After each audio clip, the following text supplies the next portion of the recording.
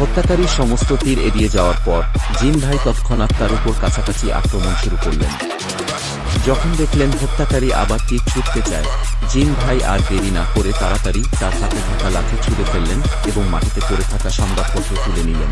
আবার হত্যাকারীর সাথে কাছাকাছি লড়াই করে হত্যাকারীর তীর নিয়ন্ত্রণে নিয়ে জিন ভাই আর দয়া দেখালেন না, সরাসরি হত্যাকারীর পা ভেঙে দিলেন। কিন্তু জিন ভাইদের একটু বিশ্রাম নেওয়ার সময়ও পেলেন না। একজন পুরুষ তার দিকে সোজা এগিয়ে আসতে লাগল। তাকে ভদ্র মনে হলো, আসলে সে সবচেয়ে শক্তিশালী যোদ্ধা।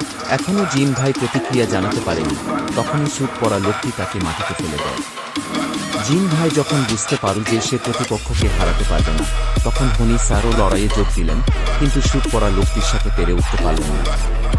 এটি একটি অত্যন্ত চমৎকার এবং বিস্ফোরক অপরাধমূলক অ্যাকশন চলচ্চিত্র। যদি আপনিও এই ধরনের সিনেমা দেখতে পছন্দ করেন, তাহলে আমি সবাইকে এটি দেখার জন্য জোরালোভাবে সুপারিশ করছি। আমি নিশ্চিত এটি আপনাকে হতাশ করবে না।